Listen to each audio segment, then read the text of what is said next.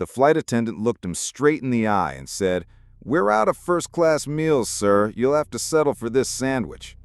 What she didn't know was that she had just insulted the man who signs her paychecks.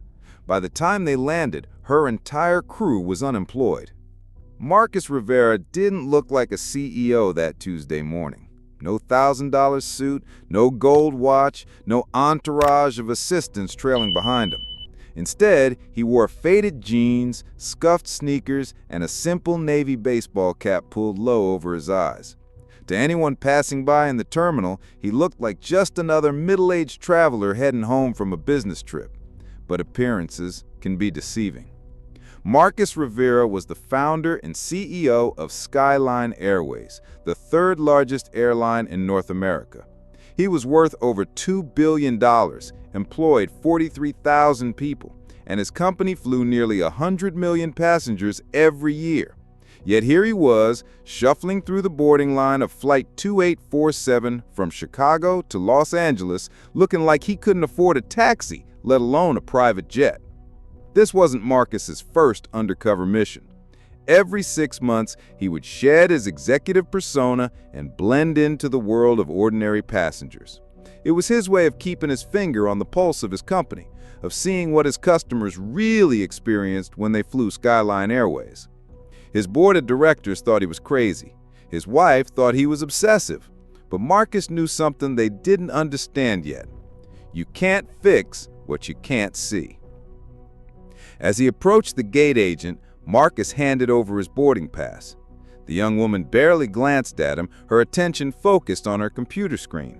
She tapped a few keys, frowned, then looked up with the kind of smile that never quite reaches the eyes. "Mr. Rivera, I see you're in first class today. That's unusual."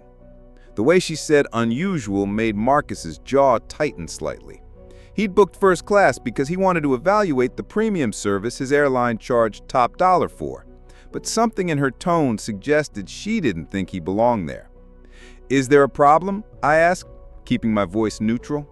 "Oh, no problem at all," she said quickly, though her eyes lingered on his casual clothes. "It's just that we don't usually see... Well, anyway, enjoy your flight." She handed him his boarding pass with a forced smile, and Marcus walked away feeling the familiar knot in his stomach that told him this flight was going to be educational in all the wrong ways. 20 years ago, Marcus Rivera had started Skyline Airways with a single plane and a simple mission: treat every passenger like family. He'd grown up poor in East LA, watching his mother work 3 jobs just to keep food on the table. When she finally saved enough money to visit her sister in Mexico, the airline lost her luggage, bumped her to a middle seat, and served her spoiled food. She came home sick and heartbroken, telling Marcus that she felt like she didn't matter to anyone. That night, 17-year-old Marcus made himself a promise. If he ever had the power to change how people were treated, he would. Now, as he boarded his own airplane, Marcus wondered if he'd kept that promise, or if success had made him lose sight of what really mattered. The first-class cabin was everything you'd expect from a premium airline. Leather seats that reclined into beds, personal entertainment systems, and enough legroom to stretch out comfortably. The smell of fresh coffee and warm bread filled the air, and soft classical music played overhead. It was designed to make passengers feel pampered, valued, important. Marcus settled into seat 2A, pulling out his phone to check emails. Around him, other first-class passengers were already being attended to by the flight crew. I watched as flight attendant Sarah Chen offered champagne to the businessman in 1A, laughing at something he said. She moved gracefully through the cabin, all professional smiles and attentive care. But when she reached Marcus, something shifted. "Can I get you something to drink?" she asked, her voice noticeably cooler than it had been moments before. "Coffee would be great, thanks," Marcus replied, looking up from his phone. Sarah's eyes swept over his appearance, the worn jeans, the baseball cap, the lack of expensive accessories that marked him as different from the other passengers. Her smile became more strained. "We have a premium coffee service for first-class passengers. It might be more than you're used to." The condescension in her voice was subtle but unmistakable. Marcus felt heat rise in his chest, but he kept his expression neutral. This was exactly the kind of interaction he was here to observe. "I think I can handle it," he said quietly. Sarah brought him coffee in a paper cup instead of the fine china served to other passengers. She set it down without the small plate of cookies that accompanied everyone else's drinks. The message was clear: you don't belong here.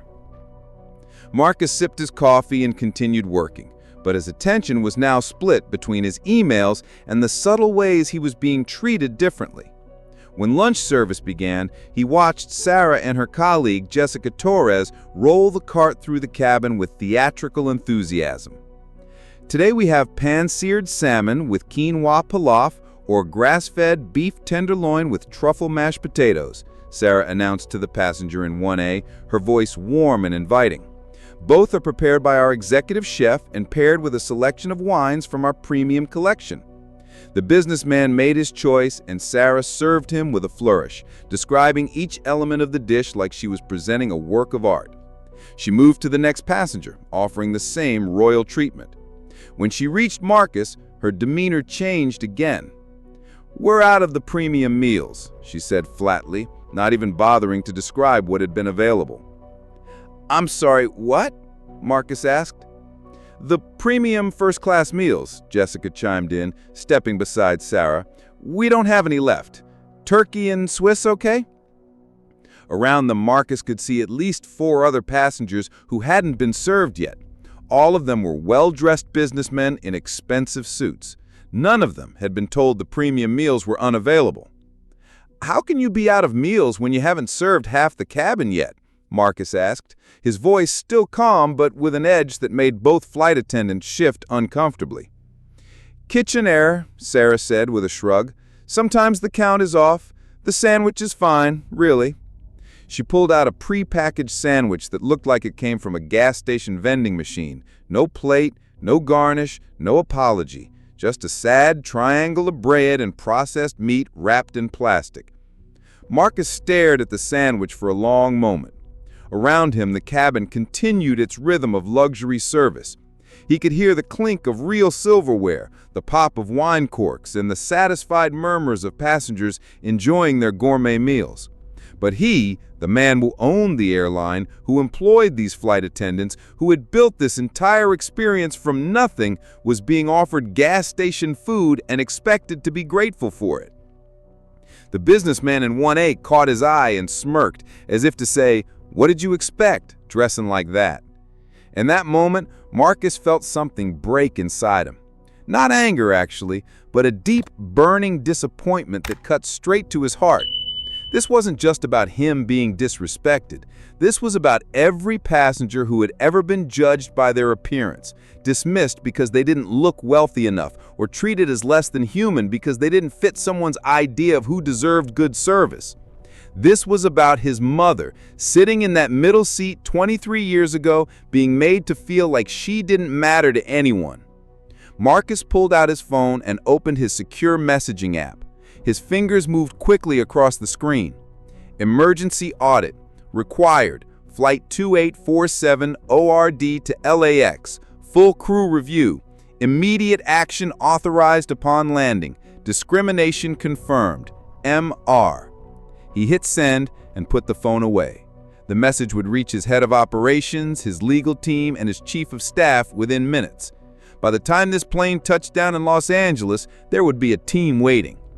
But Marcus wasn't done yet. He unwrapped the sad sandwich and took a bite. It was exactly as terrible as it looked. Dry bread, wilted lettuce, and mystery meat that had no business being served to anyone, let alone a first-class passenger who had paid 4 times the price of a coach ticket. Sarah was serving the passenger across the aisle, presenting his beef tenderloin like she was unveiling a masterpiece. The man made appreciative noises as she described the wine pairing, and Sarah beamed with pride at providing such exceptional service. When she finished, Marcus raised his hand politely. "Excuse me," he said, his voice carrying just enough to be heard by nearby passengers. "I was wondering if I could speak with you for a moment." Sarah approached reluctantly, clearly hoping this wouldn't turn into a complaint that would require paperwork. "Is there a problem?" she asked, though her tone suggested that any problem was probably his fault. "I'm curious about your meal service," Marcus said, still speaking in that same calm, reasonable voice. "You mentioned that you were out of premium meals, but I notice other passengers are still being served. Could you help me understand how that works?"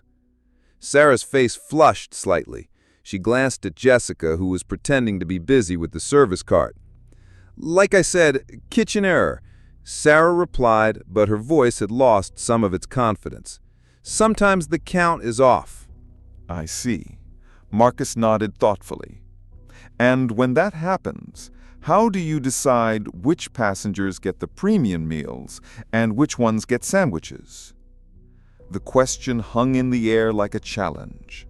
Sarah's mouth opened and closed a few times, but no words came out. The passengers around them had stopped their conversations and were listening with the kind of attention people give to watching a car accident unfold. It's first come, first served," Sarah finally stammered. "But you served the gentleman in 1A after you served me," Marcus pointed out gently. "And he got the salmon. How does that work with first come, first served?" By now, the entire first-class cabin was listening. The businessman in 1A had stopped eating and was watching the exchange with uncomfortable fascination. Other passengers were pulling out their phones, sensing that something significant was happening. Jessica stepped forward, trying to rescue her colleague. "Sir, I think there's been a misunderstanding. We're just trying to provide the best service we can to all our passengers." Marcus smiled, but it wasn't a warm smile. It was the smile of a man who had built a billion-dollar company by never backing down from a fight. "The best service you can," he repeated. "That's interesting. Tell me, what does the best service look like to you?" We treat all our first-class passengers equally," Jessica said, but her voice was shaking now. "Equally," Marcus mused. He held up his plastic-wrapped sandwich. "So this is equal to that." He gestured toward the beautifully plated beef tenderloin on the tray of the man across the aisle. The cabin was dead silent now. Even the engine noise seemed muted. Every passenger was staring, phones recording, waiting to see what would happen next. Sarah and Jessica exchanged panicked glances. They were beginning to realize that this wasn't just a disgruntled passenger looking for an upgrade or a free drink. This was something bigger, something that could have real consequences for their careers. "Sir, if you're not satisfied with the service, we can certainly—" "Oh, I'm very satisfied," Marcus interrupted, his voice still maddeningly calm. "I'm satisfied because I'm learning exactly what I came here to learn." He reached into his pocket and pulled out a business card. It was simple, elegant, with just his name and title printed in clean, professional font. Marcus Rivera, Chief Executive Officer, Skyline Airlines. He held it out to Sarah, who took it with trembling fingers. Her eyes widened as she read it, then widened further as the implications sank in. Jessica looked over her shoulder and made a small, strangled sound. "I want to thank you both," Marcus said, his voice now carrying to every corner of the cabin. "You've shown me exactly what my airline has become when I'm not watching. You've demonstrated the kind of service we provide when we think no one important is looking." He stood up, and suddenly he didn't look like just another passenger anymore. There was something in his posture, in the way he carried himself, that spoke of authority and power. The baseball cap and worn jeans couldn't hide it now. For 20 years, I've built this airline on the principle that every passenger deserves to be treated with dignity and respect. Every passenger, regardless of how they're dressed, how much money they appear to have, or whether they look like they belong in first class. Sarah's face had gone completely white. Jessica was gripping the service cart so hard her knuckles were turning pale. "You judged me the moment I walked on this plane," Marcus said, his voice now carrying the weight of genuine disappointment. "You decided I didn't deserve the same service as other passengers based on nothing but my appearance. You lied to me about meal availability. You treated me like I was an inconvenience rather than a customer who paid for first-class service." The passenger in 1A had stopped eating entirely and was staring with his mouth slightly open. Other passengers were whispering to each other, phones still recording every word. "But the worst part," he continued, "is that you did it with such casual indifference. This wasn't malicious, it was thoughtless. You've become so accustomed to discriminating that you don't even realize you're doing it anymore." He sat back down and pulled out his phone again, his fingers moving across the screen with practiced efficiency. "I'm sending a message to my operations team right now," he said, without looking up. "When we land in Los Angeles, there will be people waiting for you. Not to arrest you, not to publicly humiliate you, but to have a conversation about what happened here today and what it means for your future with this company." The silence in the cabin was deafening. Even the usual sounds of air travel, the hum of the engines, the whisper of the air conditioning, the distant chatter from coach, seemed to have faded away. Marcus finished typing and put his phone away. He looked up at Sarah and Jessica, who were still standing frozen beside his seat. "I want you to think about something while we finish this flight," he said quietly. "Every passenger on this plane is someone's mother, father, son, or daughter. They've saved up for this trip, or they're traveling for business, or maybe they're flying to see someone they love. They all deserve to be treated with basic human decency, regardless of how they look or how much money you think they have." He picked up his sandwich again and took another bite, chewing thoughtfully. "This sandwich is terrible, by the way. I can't believe we're serving this to anyone, let alone charging first-class prices for it." Sarah and Jessica finally found the ability to move, retreating to the galley like wounded animals seeking shelter. Marcus could hear them whispering frantically, their voices tight with panic and disbelief. The rest of the flight passed in an uncomfortable silence. No one quite knew how to react to what they'd witnessed. The businessman in 1A kept glancing at Marcus like he was some kind of exotic animal that might bite. Other passengers were still processing the fact that they'd just watched a CEO confront his own employees in real time. Marcus spent the remaining 2 hours working on his tablet, occasionally glancing up to observe the cabin. Sarah and Jessica continued their service, but their earlier confidence was gone. They moved through their duties mechanically, avoiding eye contact with passengers and speaking in hushed, nervous tones. About an hour before landing, Marcus felt a presence beside his seat. He looked up to see the captain, a distinguished man in his 50s with graying hair and the kind of weathered face that spoke of decades in aviation. "Mr. Rivera," the captain said quietly. "I'm Captain Anthony Chen. I wanted to introduce myself and, well, to apologize for what happened today." Marcus studied the man's face. Unlike the flight attendants, Captain Chen's distress seemed genuine, born of professional pride rather than fear for his job. You weren't involved in the service issues, Captain. No, sir, but this is my aircraft and my crew. What happened reflects on all of us. Captain Chen's voice was steady but tinged with disappointment. I've been flying for Skyline for 12 years, and I've always been proud to work for an airline that treats people right. Today I'm embarrassed. Marcus nodded slowly. How long have you been working with this particular crew? Sarah's been on my regular rotation for about 8 months, Jessica for 6.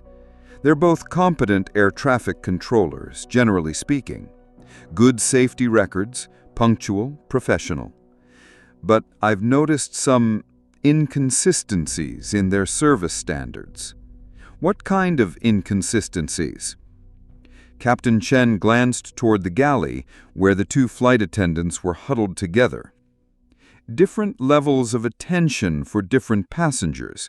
Nothing I could put my finger on exactly, but I've seen how they interact with people. There's a pattern. A pattern of discrimination based on appearance? Yes, sir, I think so. Marcus was quiet for a moment, processing this information. It confirmed what he'd suspected. This wasn't an isolated incident or a bad day. This was systemic behavior that had gone unchecked for months.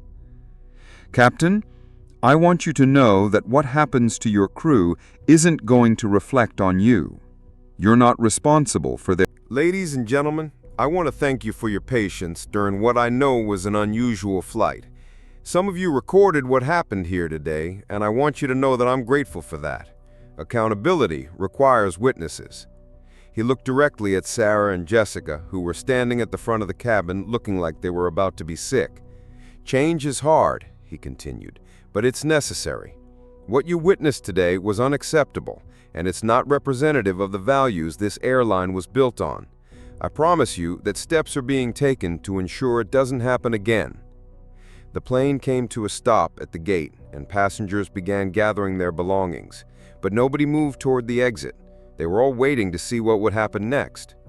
Marcus was the first to stand. He gathered his things, just a small backpack and his tablet, and walked toward the front of the plane.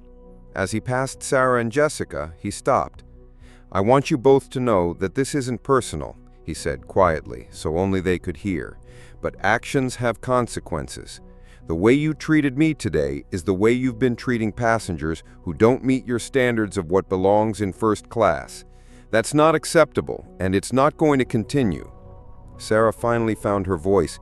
Mr. Rivera, please, we didn't know. That's exactly the problem.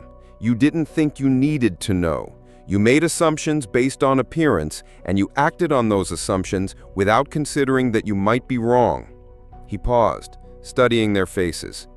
But more importantly, you treated a paying customer with disrespect because you thought you could get away with it.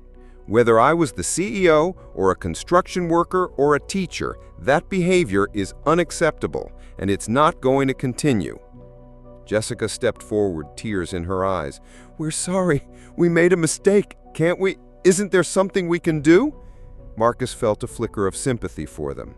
They were young, probably trying to make ends meet on a flight attendant's salary, and they were about to lose their jobs. But he thought about all the passengers who had been treated this way over the months. All the people who had been made to feel small and unwelcome because they didn't look like they belonged in first class. The mistake wasn't what you did to me, he said gently.